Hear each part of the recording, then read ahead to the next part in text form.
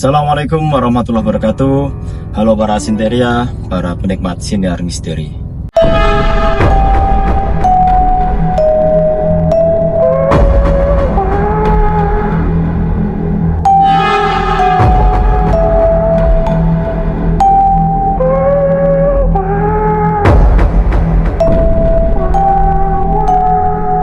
Baiklah, di segmen Spooky Telling kali ini saya akan menceritakan pengalaman horor dari salah seorang mahasiswa yang pada waktu itu dia sedang ber-KKN di salah satu daerah di Kalimantan.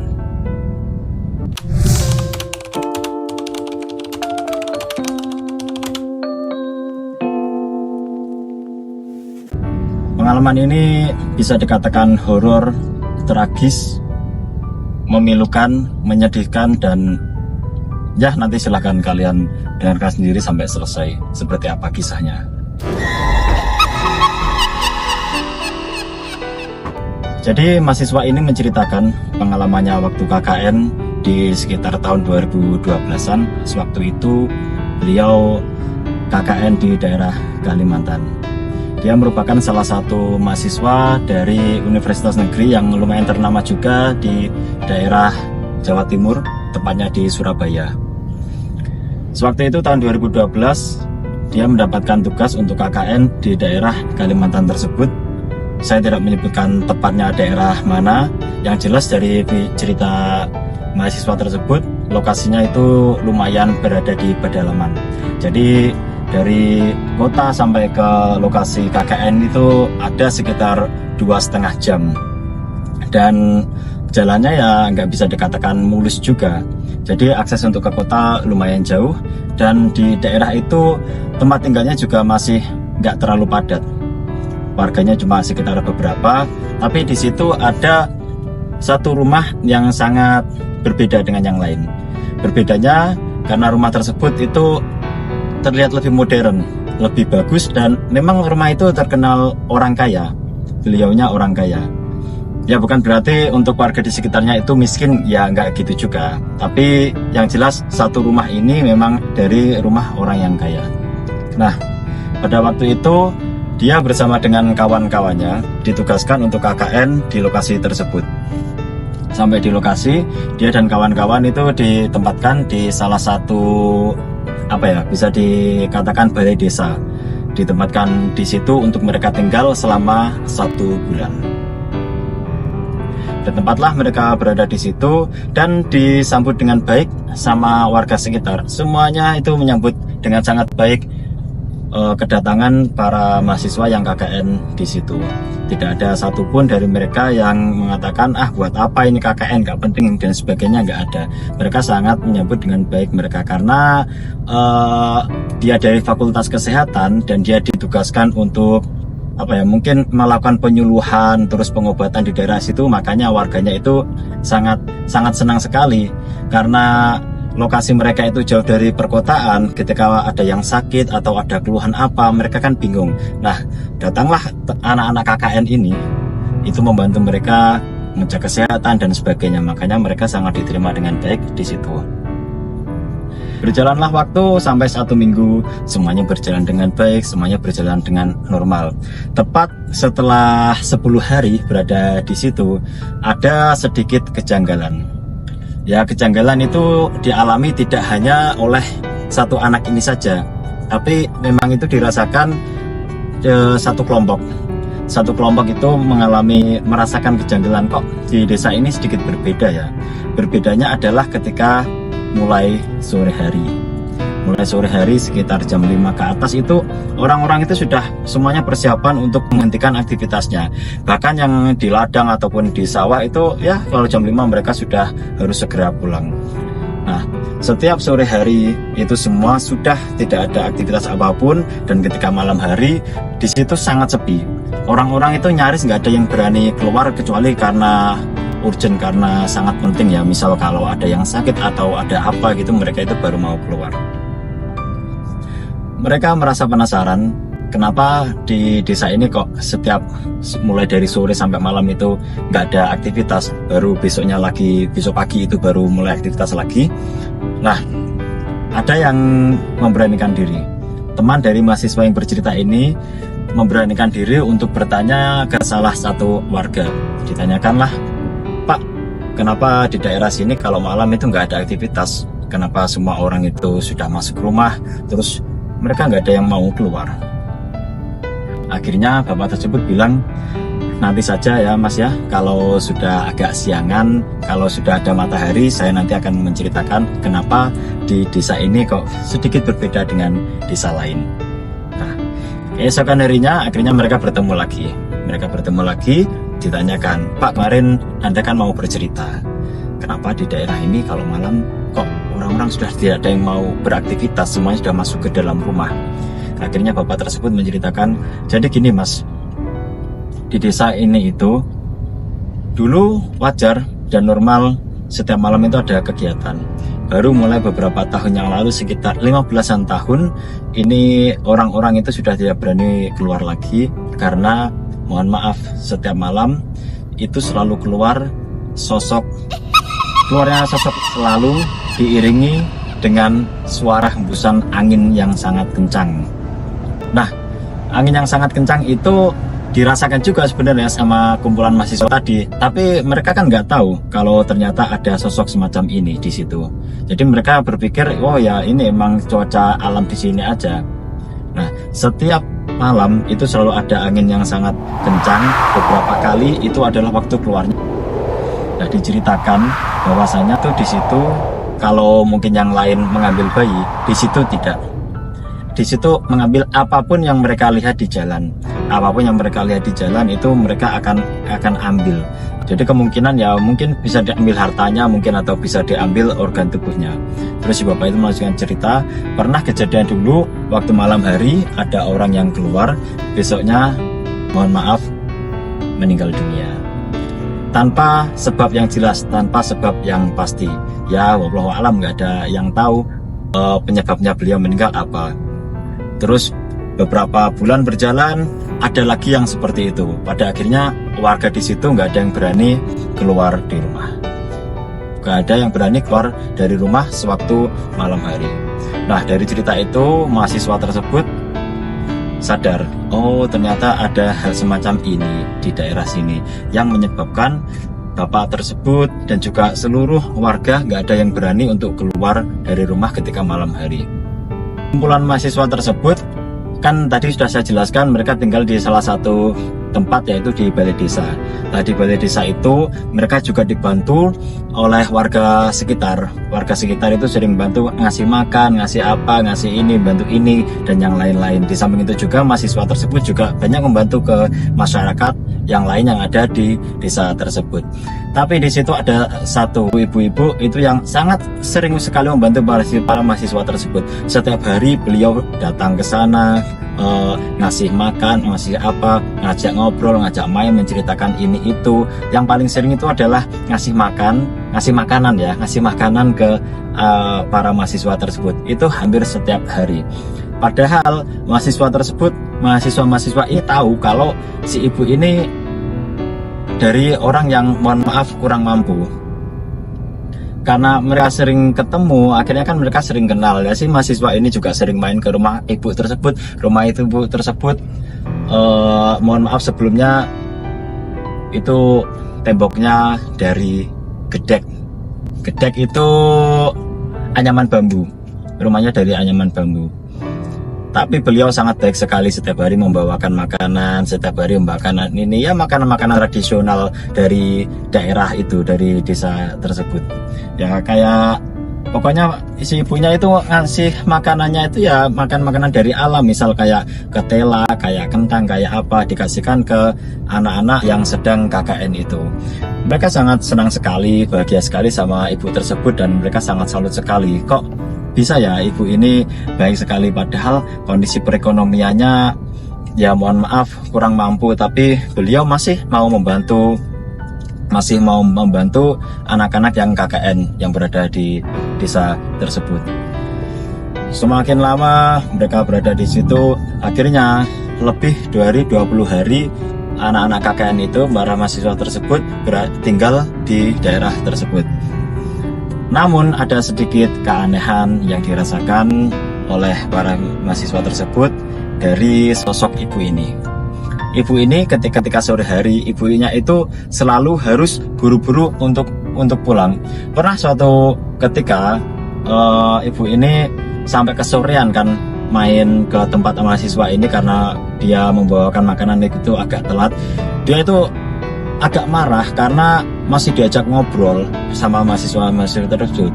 Beliau bilang gini, udah, saya mau balik. Ini kalau saya nggak segera balik nanti kalian akan cilaka. Nah, dari situ mereka merasa aneh. Ada apa dengan ibu ini? Kok setiap sore beliau harus segera pulang?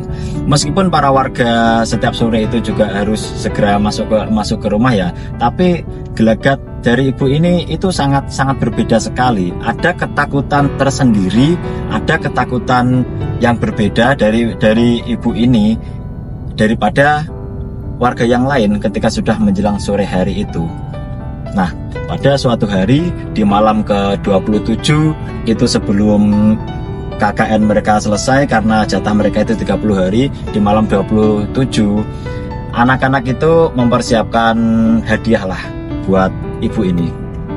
Mereka berpikir bahwasanya ibu ini sudah sangat membantu saya di sini, sudah banyak membantu kita di sini, setiap hari bawain makanan, orangnya juga baik, orangnya juga enak, diajak ngobrol, ngasih tahu ini itu. Akhirnya para mahasiswa ini membuat rencana ngasih hadiah ke ibu ini. Nah, pada waktu itu di malam 27 hadiah sudah dipersiapkan. Nah, anak-anak ini datang ke rumah ibu tersebut. Sekitar jam 10 malam. Niatnya itu pengen ngasih hadiah ketika ibu itu istirahat, terus nanti waktu tidur, waktu bangun terus dapat surprise. Terima kasih Bu, sudah membantu kita selama ini. Niatnya seperti itu. Mereka jalan berombongan menuju ke rumah ibu tersebut. Ketika sampai di depan rumah, perasaan udah mulai nggak enak. Kenapa hening sekali di sini? Semua lampu juga dimatikan. Kok nggak ada penerangan sama sekali? Akhirnya salah satu mahasiswa mencoba untuk mengetuk pintu rumah ibu tersebut. Permisi, diketuk pun nggak ada yang jawab. Namun ketika dia mencoba untuk membuka pintu, ternyata pintu itu tidak dikunci. Karena belum ada jawaban apapun, meskipun pintunya tidak terkunci, mereka kan nggak berani masuk ke dalam rumah. Takutnya nanti malah nggak sopan atau bisa jadi dikira maling. Akhirnya mereka menunggu di depan. Sampai sekitar jam 11, kok tetap nggak ada yang keluar. Akhirnya mereka mencoba untuk berkeliling, kok tetap sepi, nggak ada apapun. Akhirnya salah satu anak ini adalah anak yang menceritakan kepada tim kami, itu memberanikan diri untuk masuk ke dalam rumah tersebut.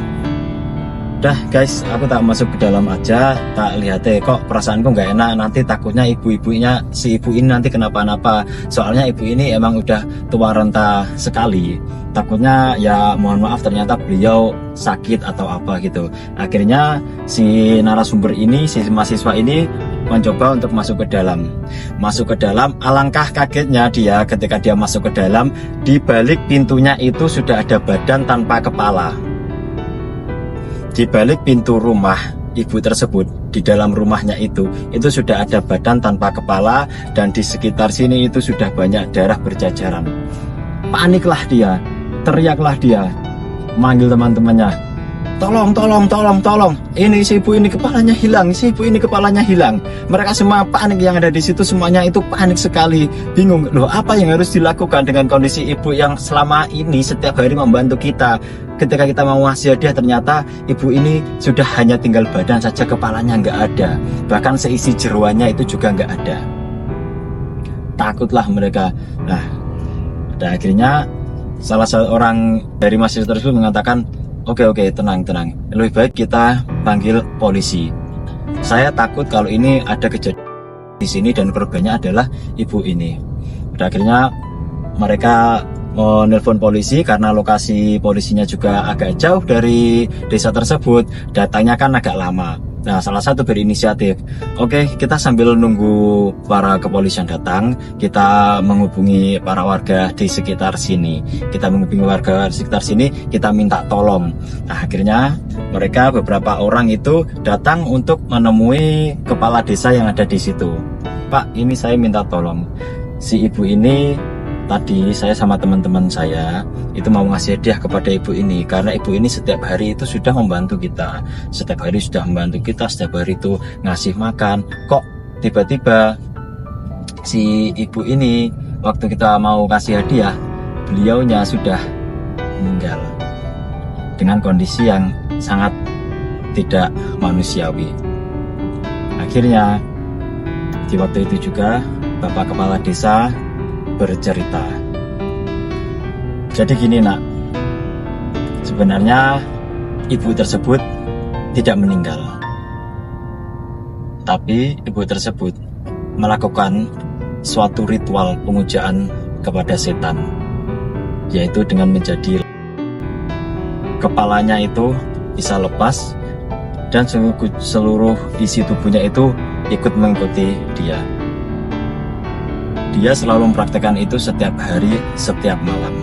Tidak ada satupun dari warga desa sini yang berani menegur, karena hasil dari dia itu diberikan ke rumah yang sangat besar, yang sangat bagus tadi. Itu adalah tempat tinggal anaknya.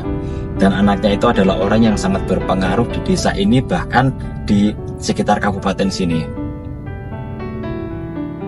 Gak ada satupun yang berani untuk menegur beliau. Betapa kagetnya para mahasiswa tersebut mengetahui bahwasanya ibu yang selama ini memberikan makan kepada para mahasiswa ini, setiap hari baik kepada mereka, ternyata dia melakukan suatu ritual yang sangat tidak patut untuk ditiru, yaitu ritual pesugihan menjadi. Para warga sekitar sudah tahu, namun tidak ada satupun yang berani untuk menegur karena mereka takut untuk menjadi korban selanjutnya. Kagetlah para mahasiswa itu. Para mahasiswa itu yang mendatangi kepala desa langsung lari menuju ke rumah ibu-ibu tua tersebut dan memberitahu kepada teman-temannya, guys, ini aku udah dapat info dari kepala desa, lebih baik kita segera meninggalkan rumah ini, karena kalau tidak kita bisa jadi korban selanjutnya. Loh, maksudnya apa? Korban apa? Ini malah ibu ini yang jadi korban. Nanti kita ceritakan waktu sudah berada di camp. Akhirnya mereka yaudah, ayo semuanya kembali ke camp. Setelah mereka kembali ke camp, akhirnya anak-anak yang mendapatkan cerita dari Bapak Kepala Desa itu tadi menceritakan ke teman-temannya. Seperti itulah yang terjadi. Betapa sayangnya ibu itu kepada anaknya, sampai ibu tersebut tidak mau anaknya itu untuk hidup kesusahan. Bahkan beliau rela untuk melakukan ritual pesugihan, membuat anaknya itu jadi kaya, jadi mulia di dunia.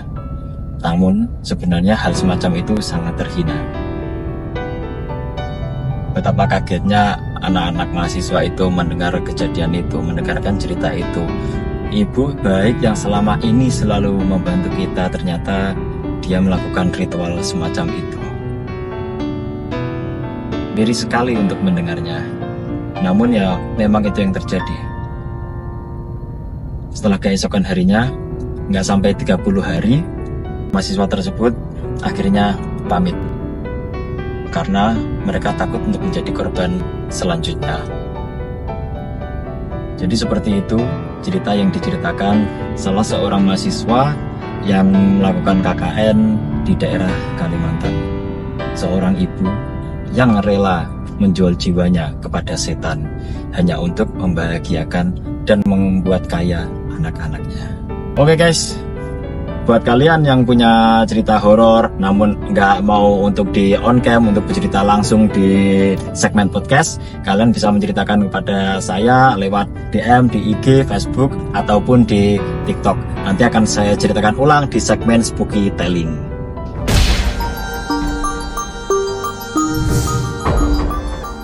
Baiklah, terima kasih untuk para Sinteria yang sudah mendengarkan Spooky Telling kali ini mulai dari awal sampai akhir. Semoga ada manfaat dari kisah yang saya ceritakan ini, dan ada kurang lebihnya dari pengucapan saya atau penceritaan saya mohon maaf sebesar-besarnya. Sampai jumpa lagi di episode selanjutnya. Wassalamualaikum warahmatullahi wabarakatuh.